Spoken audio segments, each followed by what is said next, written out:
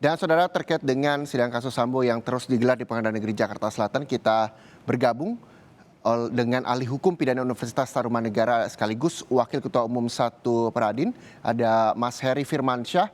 Selamat sore Mas Heri. Mas Heri, tadi kita sama-sama menyaksikan bahwa sebelum mendengarkan keterangan ahli, Verdi Sambo dan juga Putri Chandrawati ini menolak untuk saling bersaksi dalam perkara pembunuhan Yosua Huta Barat. Anda melihatnya seperti apa Mas Heri? Iya, dalam hal ini memang tadi kan juga sudah disampaikan di ruang sidang ya, Ya. jelas oleh majelis hakim mereka punya hak untuk menolak. Itu harus kita hormati dalam konteks hukum acara pidana, Mas Reza, bahwa punya keleluasaan untuk menolak karena mereka bersama-sama dihadapkan sebagai terdakwa kan. Mhm. Dan menurut saya dalam hal mereka sebagai terdakwa juga tidak terlalu apa ya, urgent lah dalam hal ini ya untuk kemudian didengarkan keterangannya karena masing-masing punya kepentingan hukum sekali lagi untuk apalagi kalau ada kaitannya adalah mereka berkaitan masih hubungan suami istri kan Ya. statusnya. Artinya ini, akan tegas, keterangan kesaksiannya pasti ada conflict of interest, ada kepentingan hukum yang, saling kait-mengkait di situ. Begitu Mas Reza. Oke, jadi sah-sah saja begitu ya ketika memang kedua terdakwa menolak untuk memberikan kesaksiannya satu sama lain. Lalu Mas Heri, tadi kita sama-sama menyaksikan, Kompas TV juga menyaksikan breaking news dan dalam sidang hari ini, ahli hukum pidana menyebut Verdi Sambo dalam keadaan tidak tenang saat sebelum melakukan pembunuhan terhadap Yosua Huta Barat. Anda melihatnya, apa yang bisa Anda beri tanggapan terkait hal tersebut?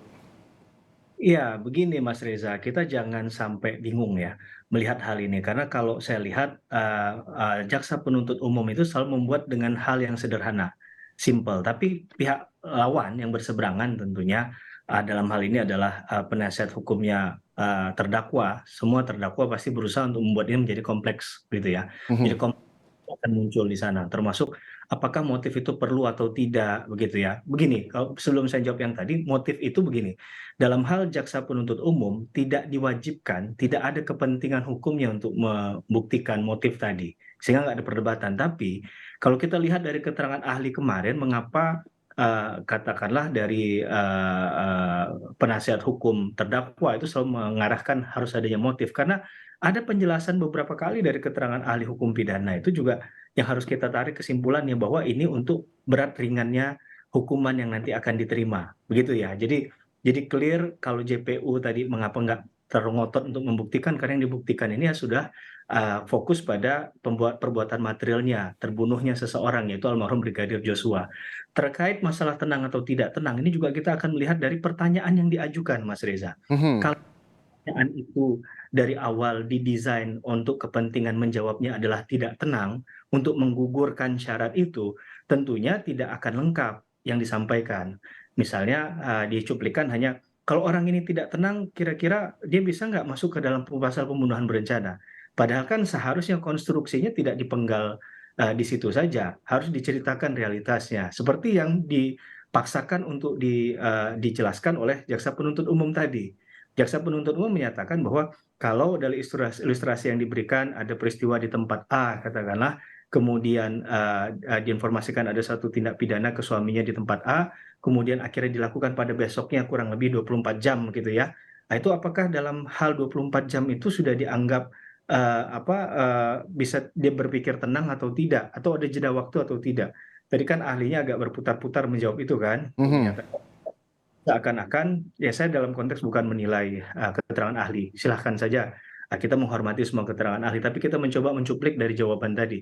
Nah, ketika jaksa penuntut umum menghadirkan keterangan yang ilustrasinya agak lumayan utuh, nah ini kan ada perdebatan, bahkan disampaikan tadi ada beberapa pakar hukum yang mengatakan bahwa kalau demikian dianggap, ada jeda waktu itu nggak bisa terlalu cepat, nggak bisa terlalu, lama begitu kan. Mhm. Tapi tidak ada keterangan yang menyatakan bahwa harus 1 kali 24 jam kah, harus Ya. 2 kali 24 jam kah.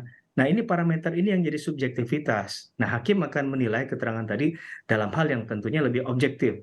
Oke. Apakah dalam hal tadi itu dianggap terlalu lama atau tidak, begitu ya. Adakah tapi persoalannya gini, kalau pembunuhan berencana itu, kita memfokuskan pada adanya kehendak, yang dalam bahasa hukum itu dibiasakan ada forenemen atau niat. Nah, niat itu adalah sikap batin yang nggak bisa diukur.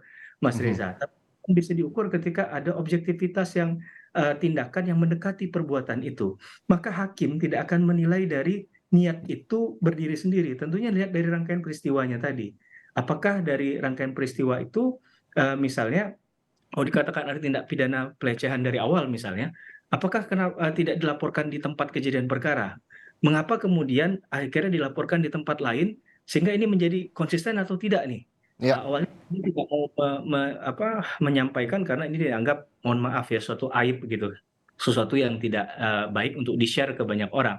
Tapi mengapa kemudian dilaporkan juga di Polres Jakarta Selatan?